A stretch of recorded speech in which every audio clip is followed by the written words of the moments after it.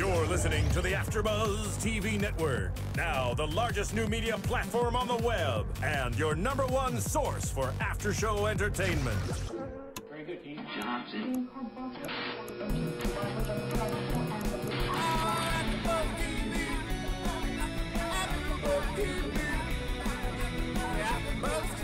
From the AfterBuzz Studios in Los Angeles, California, presented by Maria Menounos and Bing.com, and streaming live thanks to Akamai Technologies, this is AfterBuzz TV's Revenge After Show. We'll break down tonight's episode and get you all the latest news and gossip. If you'd like to buzz in on tonight's show, you can buzz us at 424-256-1729. That's 424-256-1729. And now, another post-game wrap-up show for your favorite TV show. It's AfterBuzz TV's Revenge After Show. Welcome, everybody. Bing is for doing it, and we're here doing another Revenge Season 2, Episode 8 after show called Lineage. Are we 8 or are we 9? 8. Are we? Okay. Yeah. 9 is the winter finale, which is next week. I can't believe it. We're hitting the mark. Not to be confused with the actual season finale. No, that's just right. The winter one. That's so ridiculous. Well, I had a lot of questions going into this, why they were doing a Thanksgiving episode after Thanksgiving. I know. Luckily, it made sense. It would have sucked to have Thanksgiving going in with this episode, and you were like, oh, I don't really want to see my family anymore. Exactly. So they made a wise choice. What's your guys' overall opinion on the episode, since it is a flashback episode? I think it has that general flashback vibe of kind of slowing the pace a little bit, you know, kind of that was the feeling to me. It's sort of a filler episode. It does give us a lot of information, but it still feels like a little filler episode to me. And that is Katherine Tulich with a different voice tonight. Yes, I'm boasting a different voice tonight because I lost my voice the last couple of days, so I'm hoping it'll last for the whole hour. And introducing Anna Koppel. Anna Koppel, what do you think? Yeah, that's me. I like the filler episode. I like that use. Yeah, had they maybe thrown this in sometime between the winter finale and whatever we pick back up, I'd be like, oh, this is cool. But I'm sort of in favor of just moving the story forward, and that's not what seemed to happen here. I was too.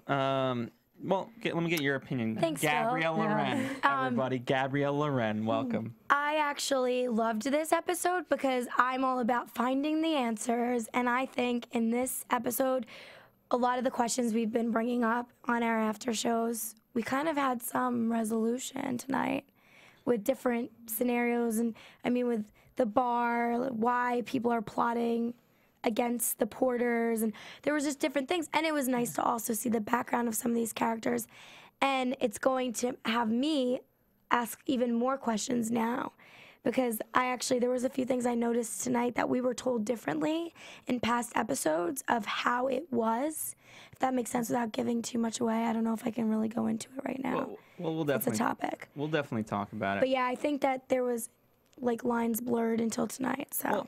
Well, we'll get into everything in a moment, but just to kind of wrap this up, I liked the season 1 filler episode, which was right kind of before the finale. I thought that one was okay and it was good. It was well done, but it didn't really fill us with too much. This episode I thought did a lot better, so I'll give him a lot of credit. But I kind of tend to when Takeda was talking, he said. Or actually, Emily said, before you gave me this assignment, it's just kind of a diversion. And then Takeda says, well, after this, you're free to go. So it kind of felt like that they were talking about the episode in itself. Yeah. But it was fun. I did enjoy it, and it gave us a lot to think about. I think it's kind of a good Thanksgiving weekend one because it's kind of a low vibe. You know what I mean? Like, everyone's a lullaby. But you know what I mean? Like, it was kind of people, I think it kind of had that more holiday feel in a way, not because the show was about holiday, but I think it was just a good episode for tonight. Yeah. And ironically, so let's start with the bar, because ironically, out of all things that came out of this, it explained that plot the most, I feel. Right. Well, and that's what I was going to say is that, that was maybe the only answer that I had a major question to. Does that make sense? And everything else was just sort of like major backstory that we didn't really need in order for us to appreciate the show or understand the show, or I think the bar was the only thing we were like, well, why is this guy? Why is this Kenny Ryan. Kenny Ryan? That's the son. As we've deduced that Kenny Ryan is the son, Joe Ryan was the father. Who got shot Yeah. by Matt Duncan. He was shot by Matt Duncan. Right. So I think that's the only thing that I had a major question about it. Everything else was just sort of like filler. But I mean, let me ask you this: does this now kind of satisfy that storyline in present day? Like, what do you guys take out of especially that storyline now? Well, at least it gives that whole plot line with the bar a little more substance now. We kind of know a little bit more about the background. And, you know, so I think for that reason, because I was getting really bored with that bar. Right. I was really getting so bored with that storyline. So I'm glad tonight they gave us a little bit more background on why this is happening. So, Well, before we, Gabby, why don't you go ahead and read? We always get Emily's quotes, right? And we didn't get Emily's quote tonight, but we did get Daniel's poem, which especially since the title of the episode is called Lineage, it made sense. Everything kind of revolved around the theme of Daniel's poem. So before we get too deep, I want to kind of analyze everything that we talked about in terms of that poem. So, Okay, well, the poem is, we speak in hushed voices so it's not to wake our memories, the things we've done and the things we'll continue to do for fear of breaking the cycle. How fierce we were when we were young, when we were unafraid of becoming unhinged. so everything just kind of, I mean, what do you guys take away from that? well, Daniel wasn't a bad poet for a start. We'll talk about why he should probably stay a poet, Yeah. as Conrad says. I actually like this quote because it kind of makes me related to Emily's whole revenge plot and her double infinity and what they were talking about at the very end of the episode. Because everything, it's a never-ending journey, she said, pretty much. A journey with without an double- end. Yeah. Exactly. And so that's what this quote makes me feel like, But is it's what ki- they're saying. It's kind of interesting that Daniel was writing something sort of that mature when he didn't really, this was way before all this stuff started unraveling. So I found that kind of interesting that he wrote a poem like that. Yeah. Well, maybe because when you're younger, you're more receptive to things going on, and his parents probably weren't the happiest people. Maybe he was just analyzing his parents' relationship. Yeah. Could be that. Could be that. In terms of the bar storyline, and it's interesting how, in terms of that, it's, in terms of lineage, you know what I mean? Like, this is how many, do we know the time span? Well, I guess it's not that many, like a couple of years, right? When the flashback was, yeah, 2006. It was 2006 when the Six, yeah. flashback. That And was all the present day same. is 2012. Is Yeah. that what we were We're to assume? presuming, yeah. Yeah. All right, so that makes it 6 years down the line. So in terms of that continuing, I really like it, especially now Kenny with his. It really hits home with his vicious smile towards the end, and Yeah. how they're going to kind of bring down all these things, and how Joe started this. He was trying to take over the dock, and now as we've seen, those guys, they were talking about taking over the boats and things like that. Now I'm actually interested in where this is going, Yeah. as you guys said. Okay, Joe Ryan talking about taking over the docks. Joe Ryan was the father. Right. Right. The one who was shot. Yes. He was talking about taking over the docks. No, talking about last episode when Kenny and I believe it was, I forget if it was his cousin or his brother. And remember, Right. Okay, yes. Kenny was talking the other to guy somebody. was Yeah. being actually forceful, and ironically, Kenny in that moment was being the nice guy of like, wait, we got what we kind of wanted. How far do we That got to go? doesn't make sense to me because in present day, like you said, the smile and everything he said, it just, his demeanor made me think that he was going to do something bad. And he is, but I think also Kenny isn't as willing to take it as far, or maybe he doesn't know this history. You know what I mean? I mean, who knows that that this guy actually got shot by the father of those guys? You know what I mean? Right. Doesn't he know? Yeah, he does know it. That they killed him, though? Isn't that, Yeah, I think that's the whole reason why. that's the reason they're why he's there? involved. Yeah. That's what I thought. I mean, I think that's what they want you to think as an audience. Well, I think that because when he had that conversation with that guy who's his brother or his cousin or whoever it was, he said these are actually good kids, and the brother or cousin said, yeah, well, his father wasn't. You know, his father was a bad guy.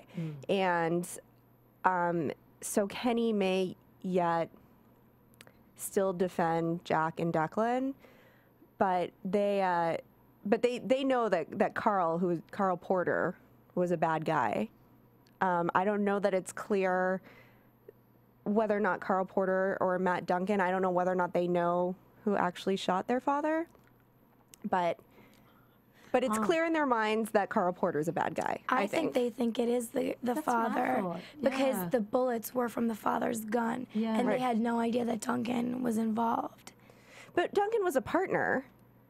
But you know what? That storyline is still not completely. Well, we don't know what happened to the body. Exactly. We don't know if they tried to cover it up. We don't know if they tried to cover it up. We don't know whether the police found the body. We don't know the rest it's kind of of the hard story. to say. It's more of a prediction, I guess. If anything, here's what we do know. Yeah. These now sons want to take on what their father kind of started, right? Yeah. Their father's now dead. They have to pick up the pieces and continue forth. Well, what were they doing? Well, they were going after this bar. You know, so if nothing else, that's at least what they know. Now, whether or not that they know that he actually shot him, I don't know. I think they're going for revenge. Sorry That's to what cut I you feel off. like. That's what I was Because, I gonna mean, say. everyone seemed like they were Everyone's after seeking revenge. Yes. You know, Yeah. in some sort of way tonight. Yeah. We had That's multiple right. people. Yeah. Victoria on her mother. That's right. So, So I it's feel like it was a loaded. pattern. Yeah, that's what I felt like. It's more there than just continuing the father's business. I feel like it's much more loaded than that. So I think they know that he was shot by their father. Okay. That's what I think. Agreed. Yeah. All right, I'll agree with you guys. Speaking of agreeing, we hope you guys agree with us here at AfterBuzz TV. If you don't, let us know.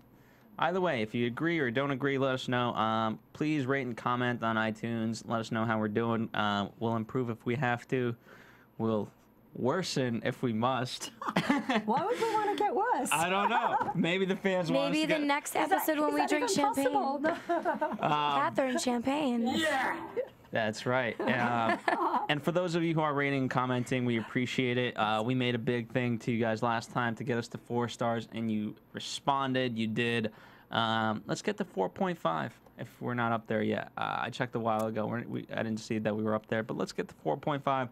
And no, that doesn't mean you YouTube commenters go without love. I know Gabby reads all the comments. I read. Yes. I'll say 95% of the comments on YouTube. I'll let you speak for yourself. I read the comments on YouTube. Okay. Almost obsessively. Okay. Almost, yeah. All right. Nerd alert! Yes. But so, you know, we take it to heart, and we love... I like it when you guys express your opinions on what you guys think is going to happen. If you agree with us, disagree, and then supply it with enough information on why you may agree or disagree. Because again, for me, I really like seeing those different opinions and those different perspectives. And heck, I'll admit, and I like to be wrong. I'd like to be proven wrong, so why not? I know these guys don't, though. So I actually don't mind because it's nice to challenge somebody on Exactly. Yeah. You know, it's a different perspective. It's always good. That's right. I don't so know rate that and I would go comment. so far as to say I enjoy being wrong, but, you know, I'm up for the conversation. Yeah, Fair enough. I like hearing people's opinions. It's cool. There you go. Yes. All right. Nolcorp. Yes. And We figured Marco. out who the third person is. I mean, we kind of already knew, but this is the first time we're seeing him with Nolan. well, he was Right. the interesting part for me. He was the old CFO. And remember, as Padma came in, they didn't really have a CFO in place. Nolan didn't fill that position. What does that say about Nolan's feelings? Oh, He still has them. He only However, dates Marco, not so CFOs. sure. Because, well, sorry, let me explain that one. Yeah. Okay. So Marco, well, Daniel called up Marco to try and get some information, maybe have him work with him to get stuff against Nolcorp. And I'm wondering if Marco's gonna go with it because you heard him say, "I'm listening." Like, I'll give he you wants revenge too. He They're all does. after revenge. another one. Another However, one. poor Nolan still has feelings for this guy. Obviously, if he didn't replace his position, No. I think. you don't think so? Well, look who the CFO wasn't replaced until Padma. Right. Padma's now the CFO. Right, but so he always dates his CFOs. Right. No matter what gender. Legitimate. Yeah, exactly. That's So, interesting. it is interesting in that regard, and he's finding love in Padma, and he's finding trust in her. Maybe misplaced, but anyway. I think a little bit misplaced. That is true. I think he does a lot of misplaced trust, Paul. And his CFOs. Yes, Yeah. I think so. So it was a very nice story. I thought a good storyline. I liked. We didn't see a lot of him tonight. What was the little robot thing? Did you know what that was? That the present? The Zoltan? What Yeah, is that? Zoltan. Zoltan. I don't really know that You're the stuff, but guy. you are. Phil You knows. look like you know what it is. Phil Hey, knows. Steven in the booth, get me Roth Jennings Cornett on the line. She will know anything sci-fi. Call her up. She's great. She does Doctor Who here. She does right. Eureka, all those shows. You don't know Phil? I don't know. Oh, I'm I shocked. thought you were like, oh, of course, I know. Okay, Just- all right. Just to give you, I mean, when I got here this evening, Phil was like writing code on his laptop. So Yeah, but I don't. Unlike Nolan, that's not what made me get into. Zoltan didn't make you get into it? No. Okay, all right. I'm just surprised you don't know that. But, all right. Let's see if this is it. Are you calling up her, or what are you doing, Steven? No, video. Oh, we got a video. That does not look like. No, this is from Hey Dude, Where's My Car? And they're saluting to Zoltan. Oh, right. So here we go. Steven's gonna play it. We're gonna play it. We promise. For those of you who are listening, Here we go. Again, see the movie. It's pretty funny. And again, they salute to Zoltan. We are finally going to fulfill our prophecy of outer space travel. They're sci-fi They geeks, if you laughed couldn't at us tell. when we said that aliens existed, and they mocked us when we started wearing bubble wrap jumpsuits. But who's laughing now, huh? That's what Nolan needs. I love it. I'll tell you who's laughing now. We are. Soon we will There you go. leave this Thank you, Steven. place. So, little So- light relief there. Yes. But, all right, you guys are girls. I'll let you guys talk about Nolan's love relationship. Like, shouldn't this be like your #1 topic? Nolan's love triangle. It's not No, that it's gonna- no, interesting yet. I have 3 girls, and they're not willing to talk What do you about mean this. triangle? You mean from the past to I don't now? know. Yeah. I don't really care yet. We met Marco for like 3 minutes, and But he was handsome. He was I nice. didn't like him. What? they barely like pecked before he got a phone call, and then he's Yeah. like, "Where's $500 million?" Yeah. And then he like stormed out, and he's like, "Wait, it's No. yeah." I mean, he didn't give Nolan a chance. I mean, he was kind of Yeah. like, you're not telling me where the money is, and then straight away you're aligning with terrorists, and I'm out of here. Yeah, he he didn't wasn't even- a very nice guy. I'm sorry. Yeah, who cares about this guy? He's Yeah. a jerk. I'm Yeah, he's a actually jerk. surprised how fast Nolan kicked him to the curb. Yeah, that was Fired He him. seems to hold on to people, and for him to let Well, I someone think go that quickly. until it comes to Emily or Amanda, I think Yeah. whenever something threatens that, it's like he wasn't going to protect that. She should have been in the love triangle. Like, Yes. come on. His love for her is stronger than anybody. No, but they've said multiple times, the actors and the creators, they're brother and sister. Yeah. Ultimately, that's what they You are. never know where it could go, though, Phil. It could change. Oh, please. For those of you who've been watching Dexter, we know that. I mean, it can change. That's cool. I like that. What was Steven? Barry White.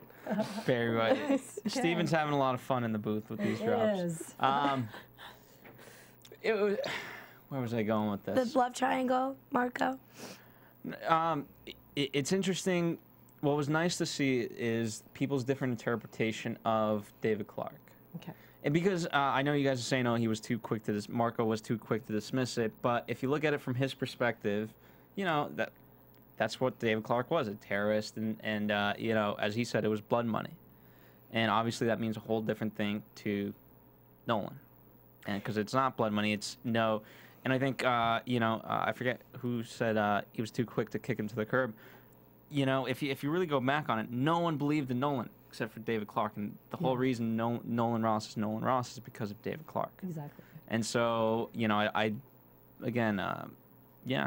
kick someone to the curb at that point too. Yeah, well, I mean, and it's a good point because we have known David Clark for, a season and a half now, and we've known that he's a good guy, but it's like somebody saying, well, I got this money from Saddam Hussein, and that's how I got my company started. And yeah, I mean, David Clark was known as a terrorist, and thank you. We don't support terrorists. He was supporting my very good point that I just made. Yeah, that's good. So We'll roll with that. So what are we assuming Marco is doing now? Why was he called like in present day? Where are we assuming he is now? I think he's trying to get revenge because he was betrayed by Nolan. Yeah, but why did Daniel call him? Like, as in, like, where is he working now? Because he knows David Clark. But what I'm just trying to understand is how did he know to call Marco? I think he looked at the records. Yeah. Of when things that. The time period when David. Yeah, they're trying to figure out the invested. financial records, right? Yeah. And so who was the only CFO probably, definitely in that time span before Padma, but who was the first CFO at Nolcorp? Right. Probably him. Okay. All right. I'm just going to just throw a curveball in there. You don't think he might have planted Padma? This is kind of a real revenge plot. Marco? Yeah. Ooh. I feel That's interesting. I feel like if that was the case, we'd have more scenes. Like there's scenes when she's just working by herself, Right. where she, not that she's a dumb person. She's not acting like she would have the intelligence to do certain things. I'm just suggesting that maybe Marco's been plotting this for a while. Not that it's just suddenly he's being called and going, okay, I'll help you. Because why did she all of a sudden stumble across the David Clark? Yeah, Well, that's what I mean. yeah, That's what I'm sort of throwing out there. Maybe she did- Marco has got more to do with this I could than we roll with think. that one too. Yeah. But she did stumble across the David Clark, and when she asked the Graysons like a question, then she realized that the Graysons were kind of bad people, and then she stepped away from that. So it could have been Padma. Padma can still be the link, but it could be that, Daniel thought he was going to have this in to Nolcorp through Padma, but she sort of backed away. So it could have triggered him digging into, okay, well, who's the CFO been? Has she always been the CFO? So she could still be the link, but I don't think that she has. Because the Graysons were only alerted to this thing because of Padma. Right. Yeah. That's Right. kind of, she really initiated this. Well, That's why I'm can just you- wondering if there's more to it, and maybe Marco, I don't know, I'm just throwing it out there that maybe there's, because everyone's always got strong, long connections that never just happens. Do you guys know why she was even looking in the drawers? Because that's suspicious in general. That's what I'm saying. I always thought she was suspicious when she came up because with that's the not David normal. Clark It's not like check. she's doing house cleaning. Yeah, exactly. Yeah. Here's what I'm willing to believe, because again, she doesn't act like she knows the full story. So if anything else, I think her and Marco could have been friends. And I'll let you shit on this theory in a moment. But I believe they could have been friends, and Marco could have forewarned her, like, hey, working for Nolan Ross is like this, blah, blah, be very careful. He's shady, whenever you can, check his drawers, whatever it may be. Check his drawers. That's funny. I like that. Yeah, check his Make sure drawers. you check his Hey, drawers. she is now, so, she took the advice. Literally. Exactly. Literally. So, Didn't she check his? yeah, she checked his drawers. Didn't she check his drawers because his father died? Like, wasn't that? But why would you do that anyways? Yeah, 'Cause, like, you don't I mean, sneak into people's drawers. yeah. That's. Unless they invite you. They went together though. Like she. I'm working with girls. All right, everybody, just take a moment, settle yourselves. Thank you, Stephen. Okay. We all have the maturity level of a 7-year-old. That's right. That's fine. The collective maturity. Yes. So. That's highballing it. So she went with him, and it was because his father died, and I thought something happened where these things were just going to be thrown away or something. And does anybody remember this episode? I remember the end. I mean, ultimately, I think whatever motive she might have had, she's given them up, and I think they're kind of in a happy place, happy medium. I think it's going to come back to haunt her eventually. But we also know that Nolan gave away to Aiden the check.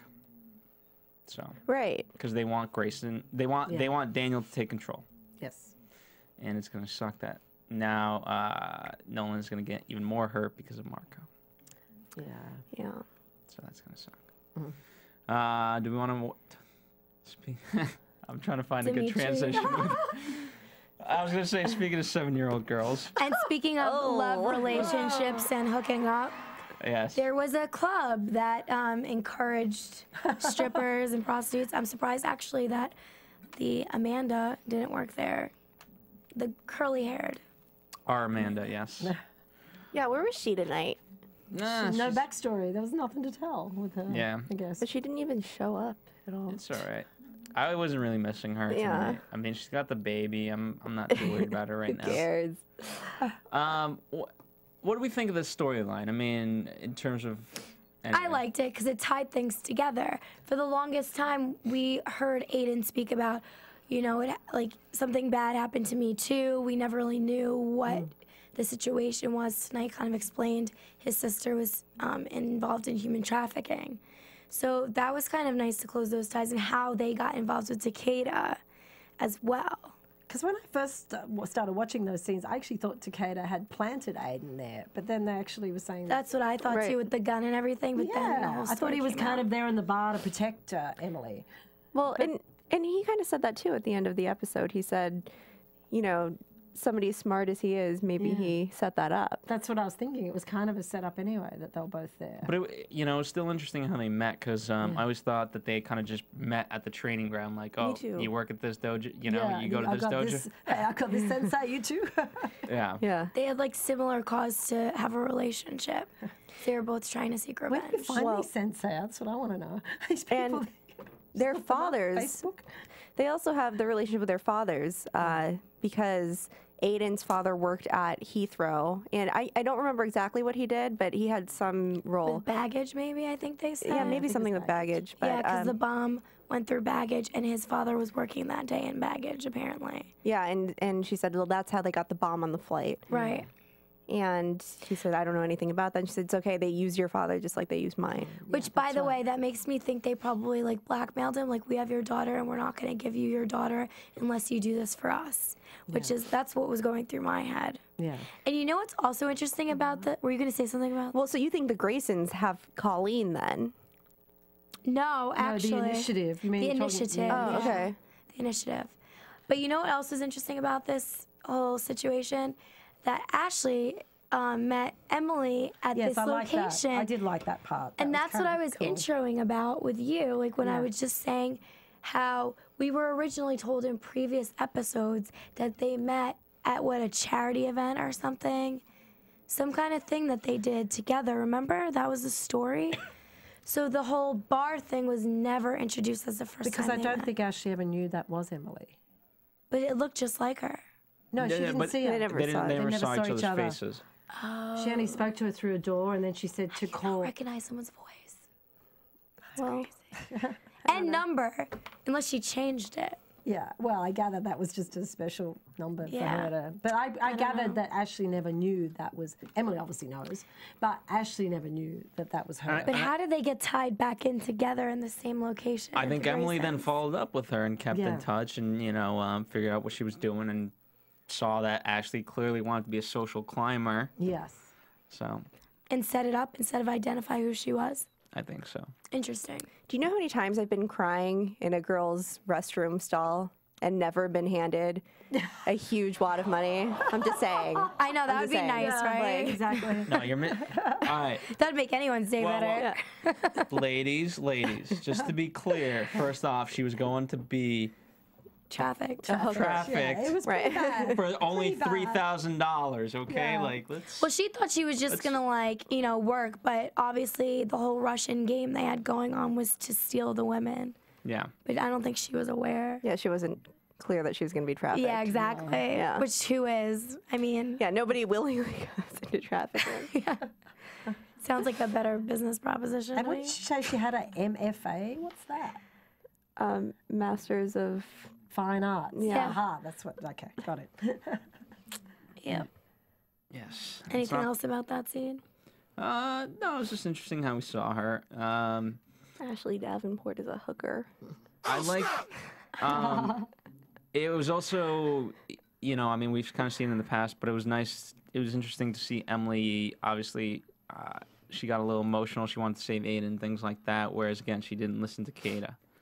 And I feel like this happens a lot, but You always have to listen to Takeda. Takeda. But then I I always mean- think Takeda always knows what you're going to do anyway. So he probably already knew that Emily was going to save him. You Don't you think? I don't know. He seems to I think it's like, right? Remember in the Matrix where like the Oracle tells him like, "Hey, don't worry about the vase." Yeah. Which vase?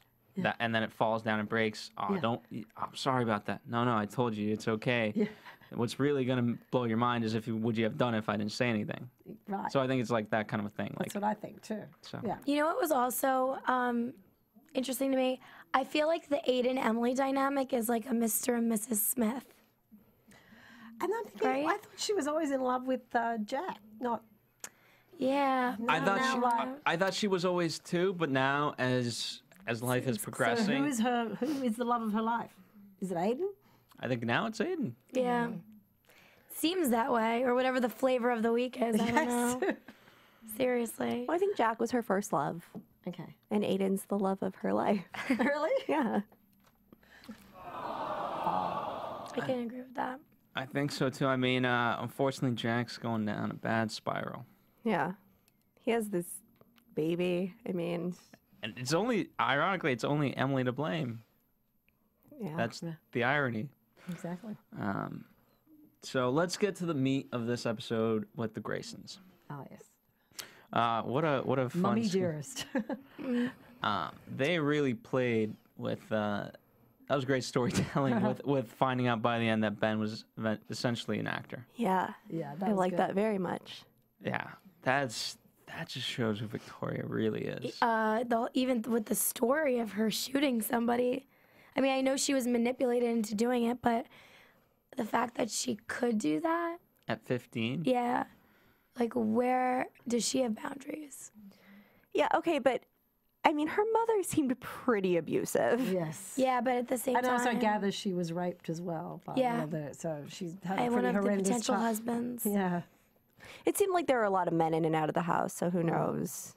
I mean, I doubt that Maxwell was the first one to rape her. So It was I almost agree. looked like the mother was using her the As daughter's bait. attractiveness Yeah. as bait for these men, which was pretty disgusting, really. and then resented her for it. Yeah, Yeah. exactly. Yeah. So I think you grow up with that level of abuse, and not only from your mother but from these strange random men. Then, I mean, shooting you die inside, then shooting somebody doesn't seem too far off to me. But I mean, she was still at that moment innocent, and that probably took away everything at that moment in time. And now we see her. I mean, even in the prior episodes, we would have never thought that she was capable of doing something like that, even in her childhood, because she seems evil and manipulative, but I don't think she's ever done anything to anybody that's been life-threatening, right? What do you mean physically? As in, Yeah. like, physically hurt them? Like, she's never really, she just kind of like, she's a more verbal person, I think. She helped frame the love of her life Yes. for murder and terrorism. She didn't have a choice, though. It was her kids or... There's always a choice. It's always, but that you can say Well- that to say the girl that shot the mother told her to shoot her. She did it. Well, that's because her mother was the only thing she had. That's what. Which is right now, her family was the only thing she has right now. So, like, she's protecting her family. But another person might think, good, like, oh, they'll take me away from you. You'll be on your own. Like, some other person might think, great, like, finally, this is my out. But she didn't. She didn't take that road. She shot that guy. She shot him. Point blank. I know. I mean, What a horrible mother. here's the thing. It's interesting how Victoria never initiates these things, but she is willing to do certain Go along with it. Yes. go you're along right. with it You're and right, yeah. go to those certain actions. What I did want to bring up also in this scene at the dinner table, Victoria said to the mother about her last husband of 30 years, Maxwell, she said something about what you had to do to keep him. Well, she had to kick her out. Yeah. After she was You raped. don't think it was just that, or you think there might have been something else there? Because it seemed like it was like something they weren't telling us. I just assumed it was because, this guy raped her daughter and then she kicked the daughter out. I mean, that's pretty horrendous man to stay with And then for they 30 stayed years. with for 30 years and he died recently is what Yeah. happened? Yeah. Okay. That's what I was Seems like there assuming. might have been like something else in that Because she story. said she chose a pedophile over me. Right. So, Yeah. Yeah, it's pretty gross. yeah. Yeah. But, I mean, it's certainly interesting how they're defining women's roles. Certainly through the eyes of Marion. You know, like, hey, you just got to find a rich guy, and that's how you're going to define your success. And if you bear a child into this world, and Well, she's it's a kind of followed success. her mother's role, hasn't she? She didn't go out and get a career, did she? No. She married a rich guy, so she really followed her mother's path. She did. And the mother was pointing that out. Exactly. And you could see where she was getting mad about that whole fact. Yeah. So, Because Victoria could have made plenty of other choices too. She was kicked out at 15. She could have found another way in the world. Like, she could have had a career. She could have done something. So, this is a backstory I would be interested in. What did Victoria do at the age of 15 when she's out on the street? Yeah. And how did she get to Obviously, a man like used- Conrad? She probably used men like her mother did. That's what I'm assuming. Yeah, Yeah. I agree. so. All right. Well, that kind of, for more, let's get back to present day. Like, I like how kind of all these different things, unlike the last kind of flashback episode where it was just nice, this really tied things back to the present day, and we're kind of left with things. And obviously, Conrad's pondering, maybe he should have been a poet. Poor Daniel. Because it's interesting, the whole thing for how many episodes now, dating back to season 1, and even like basically all of Daniel's life. They were grooming him to be the head of Grayson Global, and it's like, maybe not such a good idea. But isn't that horrible too? That he got people, obviously editors and that, to write to him, or book publishers, and say that your work is crap. But then on the other hand, if Daniel had any belief in himself, you wouldn't believe that. You'd just keep going. So he obviously took that rejection pretty easily and moved on. Well, I thought it was a mistake for him to ever show his dad his writing in the first place. know. Like, what are you thinking, Daniel? But I guess I think he thought he was getting their support, which they seemed to give him. He was a bit naive, right? Yeah. However, Victoria seemed like she wasn't too opposed to it in the beginning. I love that scene. Well, whatever you want to do, honey, we'll support you. Whatever you want to do. And of course, they've got no intention of supporting him unless he does exactly what they want him to do. Well, Victoria seemed a little surprised that Conrad was throwing the poetry into the fire. And I think because in some ways, she wants her kids to grow up differently than she was raised. Well, no, remember her relationship with the artist Yes, that's And in right. that last too. season, so she always kind of like, She wants the best of both worlds. and that was kind of, Daniel could have gone down that world and been an artist, but clearly not his path. When exactly did Emily, because I remember when Emily was first, I don't know, watching Daniel, he was in a bar writing poetry. So what year was that? I don't know. Okay. I feel like he held on to the poetry for a while. I know what he's you're still got talking books of about. it I don't somewhere. know what year. That was, before she actually, went in for the kill. Right. Because Should we get to wasn't news he and drunk, gossip? though? Wasn't he drunk, though, in the bar? Yeah. Because he didn't remember her. Right. No. Okay. All right, what do we got this week? I don't got. No one? I made a fool of myself. I thought you guys had something. Well, happy We thanks. had a week off, so we'll do it next. Well, Gabby, you mentioned something about we're gonna maybe spoiler alert, but we're gonna maybe. Oh, yes. Yeah, we can announce this. So, we were contacted by the PR for James Tupper. Yes.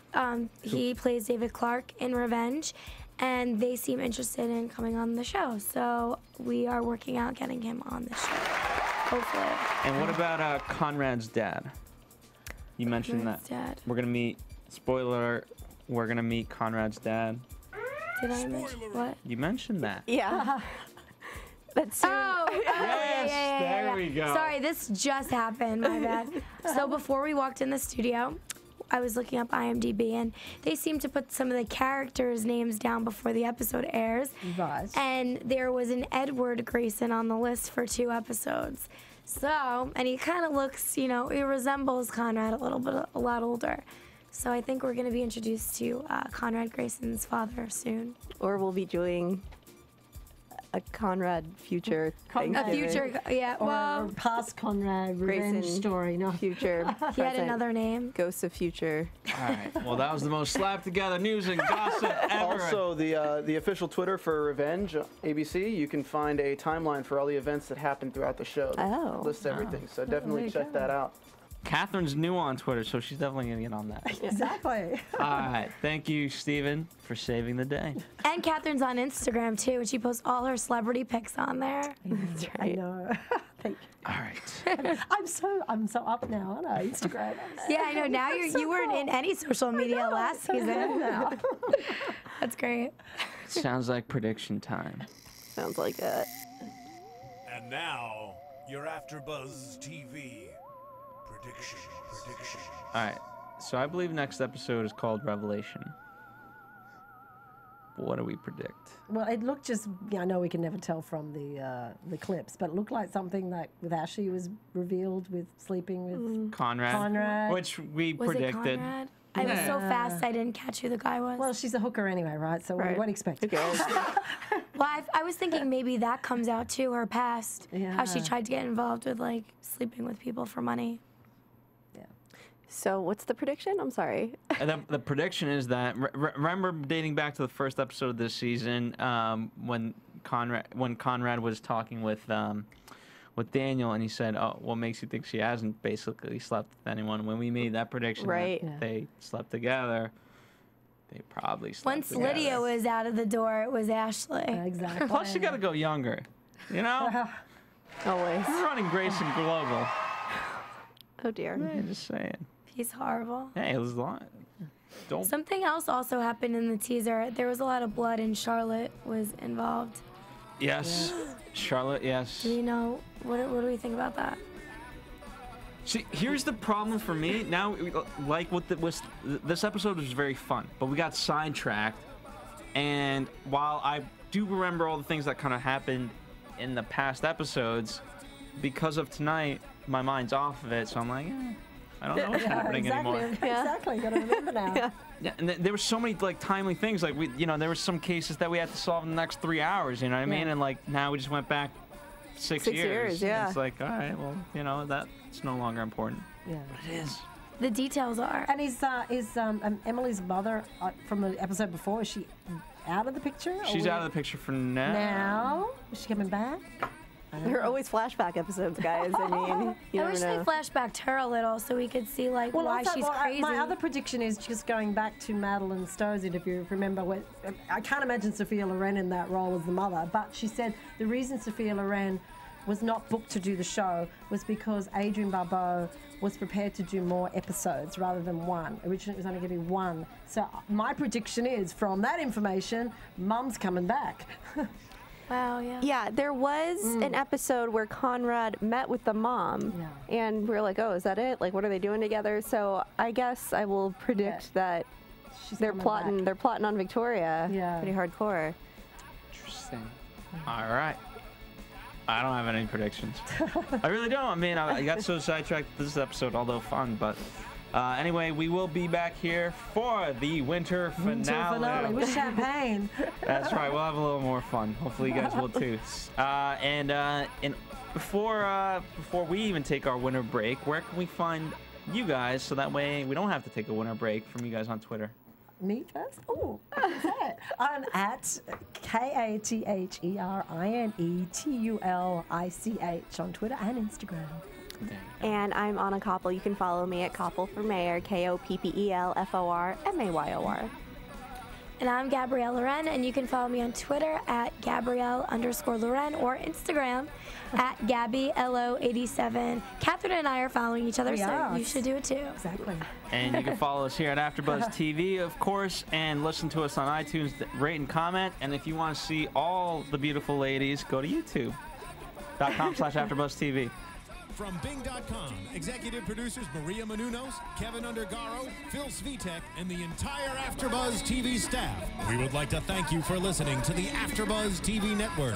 To watch or listen to other after shows and post comments or questions, be sure to visit AfterBuzzTV.com. I'm Sir Richard Wentworth, and this has been a presentation of AfterBuzz TV. Buzz you later. The views expressed herein are those of the hosts only and do not necessarily reflect the views of AfterBuzz TV or its owners or principals.